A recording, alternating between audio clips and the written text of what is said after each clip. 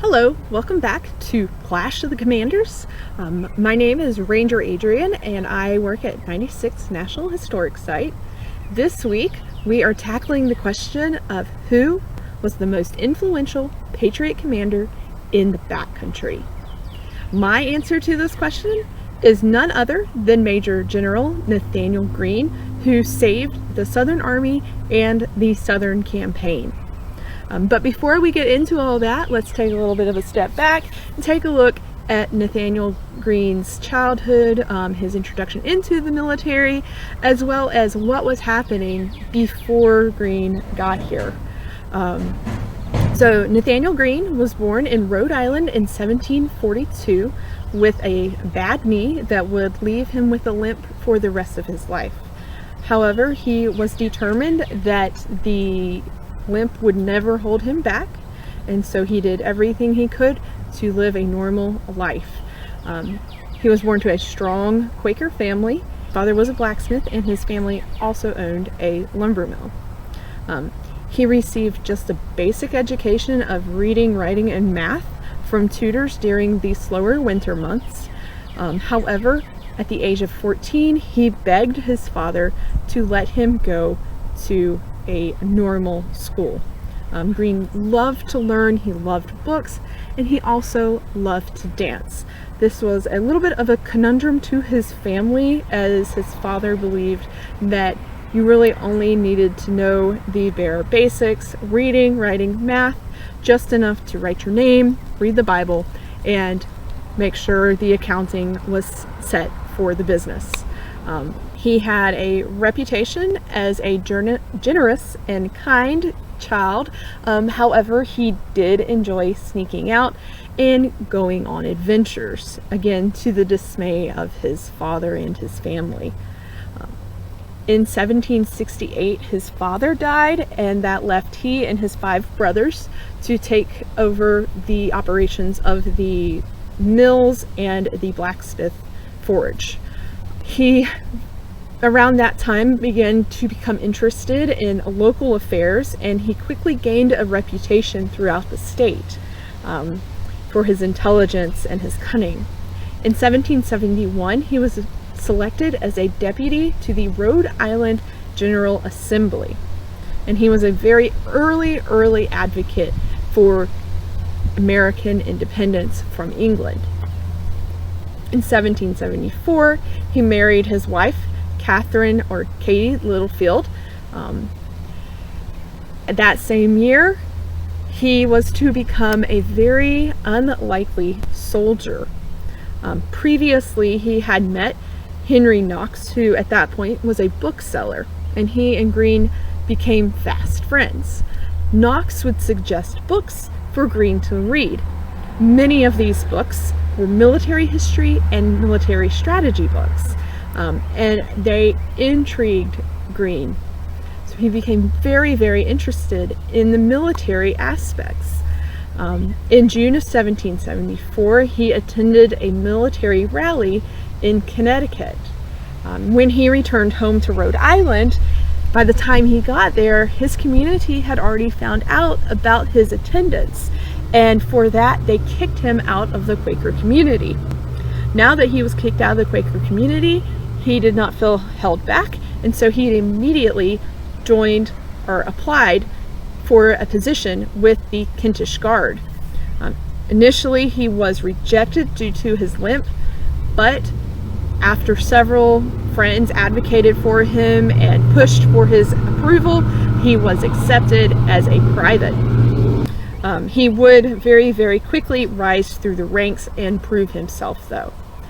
Despite being a private, he was selected by the Rhode Island Assembly to go and meet with the Connecticut Assembly. The two assemblies were to talk and make decisions on how best to defend New England from the British. At the same time, during this meeting, Nathanael was promoted from private up to brigadier general within less than a year. He was placed in command of Rhode Island's 1,500 troops, and he very quickly began to gain even more admiration and respect from different commanders, including General George Washington. He was known to be very skillful at commanding as well as at strategy, and his ability to guess what the enemy was going to do and come up quickly with a counterattack or a counter-reaction. Greene was an advocate for all the states, the colonies, to fight as one. He said the interest of one colony is in no way incompatible with the interest of another. At several battles in the North, including the Siege of Boston, the Battle of Trenton, as well as some other major ones, he would prove not only his intelligence and strategy, but he would also prove that he was brave and trustworthy, and all the things that make a good leader. Now, that's not to say that he was not without his faults. He did make mistakes. However, he would learn from those mistakes. And these were things that would end up paying off in the South. One of his mistakes caused the Continental Army to lose the forts of Fort Washington and Fort Lee. This racked Greene with guilt. However, he did not wallow in it. Instead, he made a vow that from then on, he would be more cautious. In 1778, he very, very reluctantly accepted the position of Quartermaster General. This was a very frustrating position. If you don't know what a Quartermaster General does, they are basically in charge of making sure that the army gets supplies. They have to find the supplies, pay for the supplies, make sure the routes are set up to get the supplies to the army. Not an easy task, especially during the Revolution for the Continentals. Money at that point, the Continental currency, was basically worthless. Nobody wanted it. They wanted real money or British money or, salt or something actually that they could use.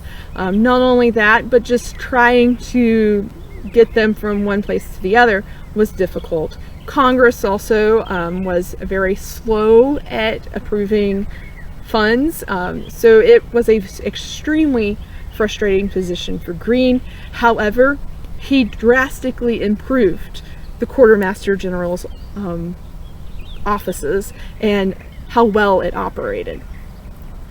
This position, although it was super frustrating, would end up being an invalid experience for the Southern campaign.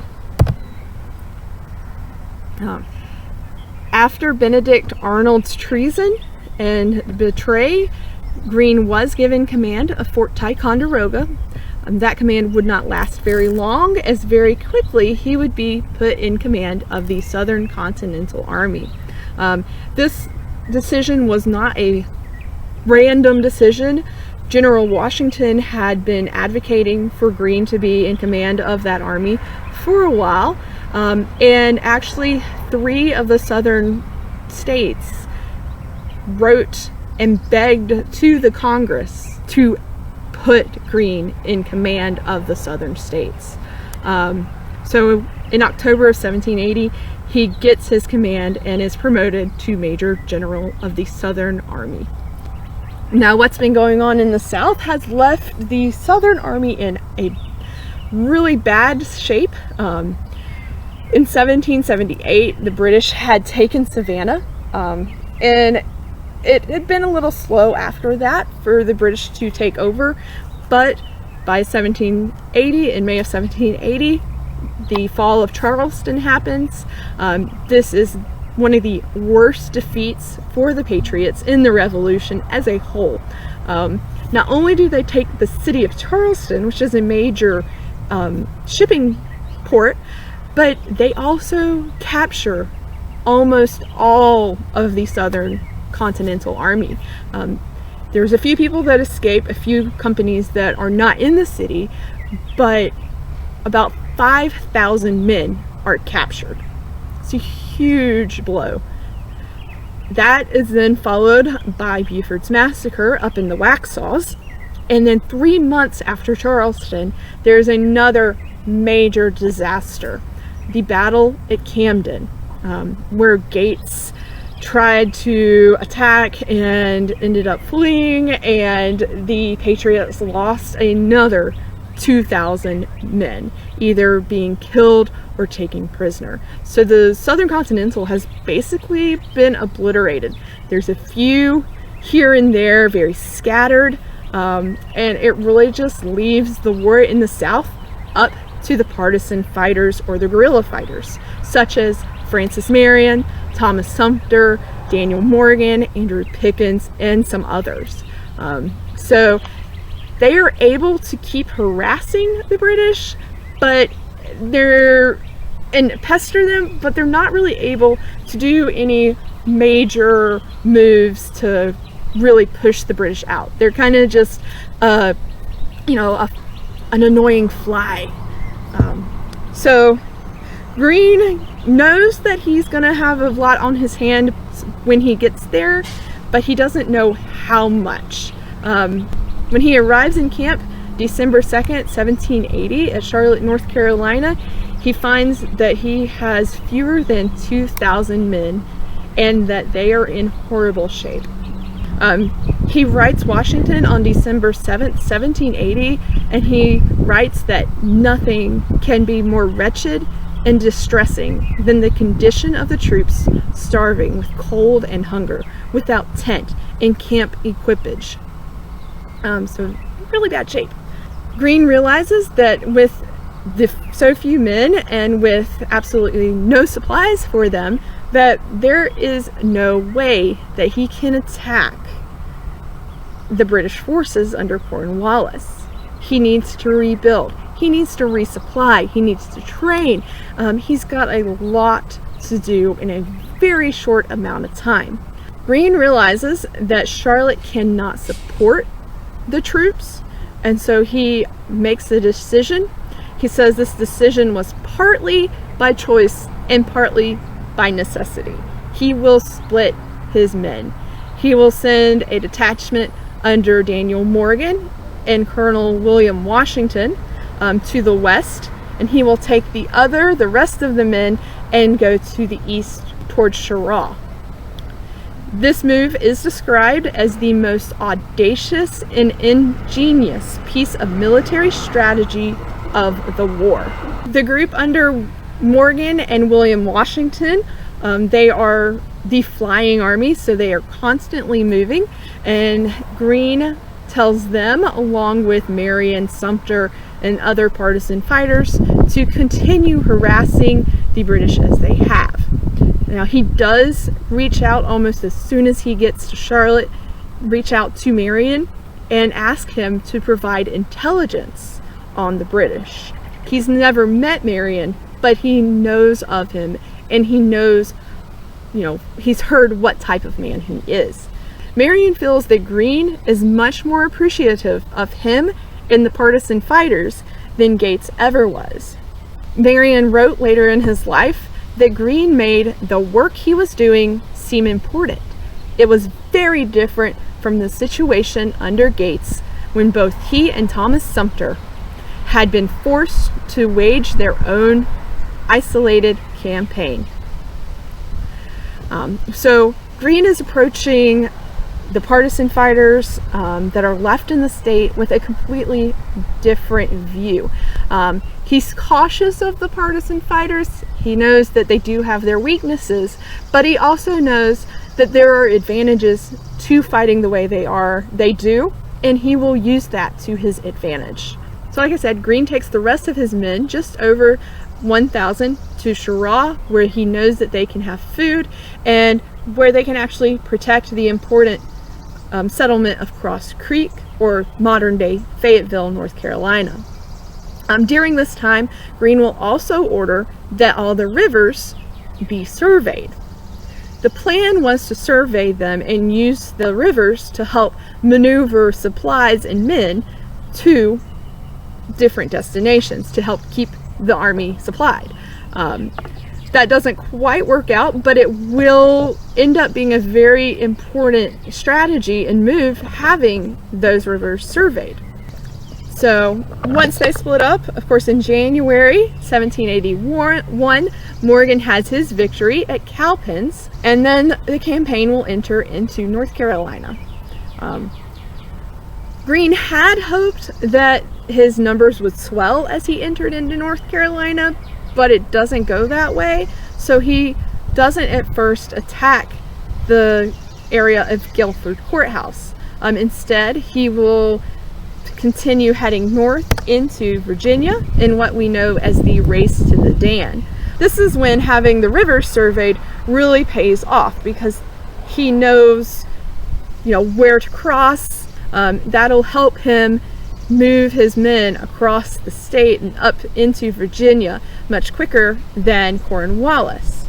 Another thing he will do during the Race to the Dan is try to send Cornwallis on a wild goose chase. And it does work.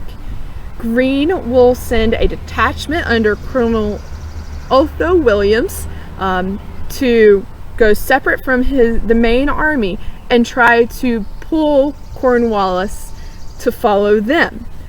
It works. Cornwallis follows Williams, and for 3 days is led on a wild goose chase. This gives the main army time to get across the river into Virginia. Now, eventually, Greene's army does swell when he returns back from Virginia, starts heading back into North Carolina. It almost doubles, and he decides to take a stand. So he and Cornwallis will face off at the Battle of Guilford Courthouse. Technically, Greene loses the battle at Guilford Courthouse. However, it is such a hard-won victory for the British, for Cornwallis, that he loses a quarter of his men. There's no way the British forces, the Loyalist forces, can continue to win a war that way. Because Cornwallis loses so many men and is weakened, he is forced to withdraw to Wilmington. Cornwallis had made the mistake of following Greene in the Race to the Dan, because that actually took him too far away from his supply line as well as his communication route. Now, Greene will continue throughout the rest of the war to kind of have these not real victories. Greene is quoted as saying, "We fight, get beat, rise, and fight again." And like I said, that'll be the case through the rest of the war in the South.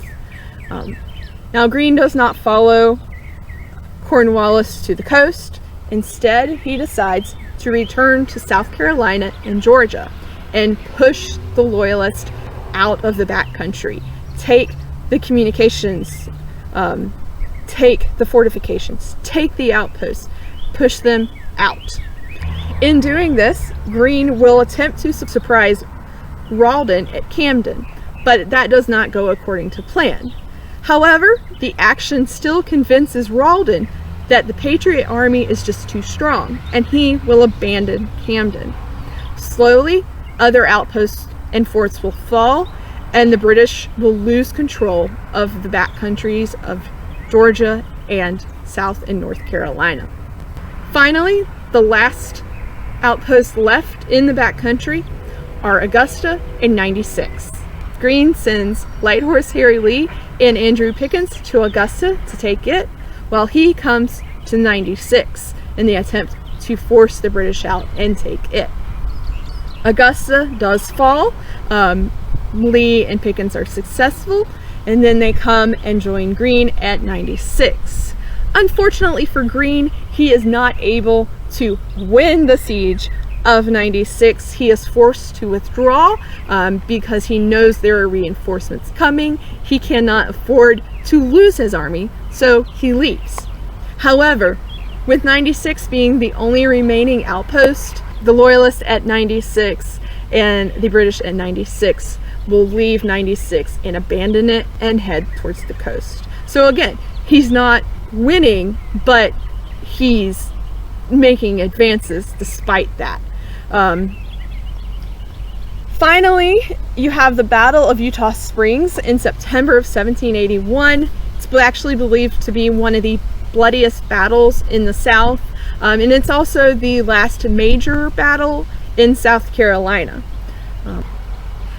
Again, even though the Battle of Eutaw Springs isn't a Patriot win, it sours the view that the British have of the war even more, a view that has already been tarnished and sour, and continues to push them towards the coast and towards Charleston. Even the British admire General Greene's genius. One British leader was quoted as saying, "The more he is beaten, the farther he advances in the end. He has been indefatigable in collecting troops and leading them to be defeated."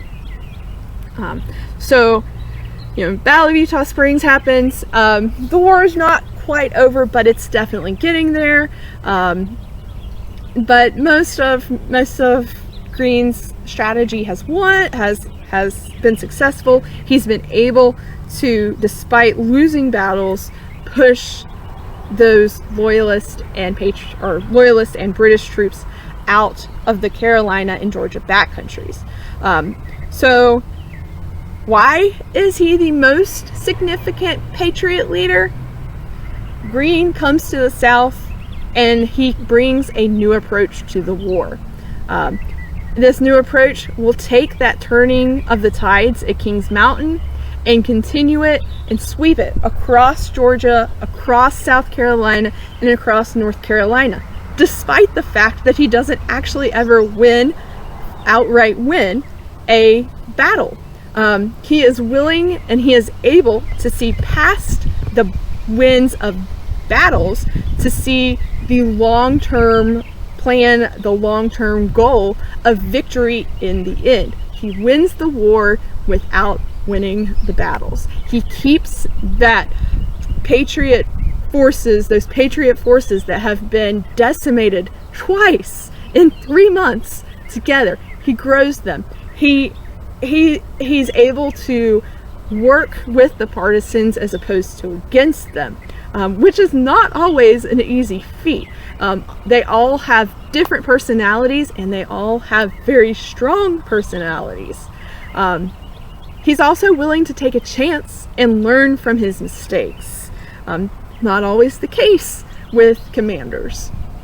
He understands from his experience as quartermaster general the importance of supplies and information, and he is willing to use his own money when he cannot get funding from Congress.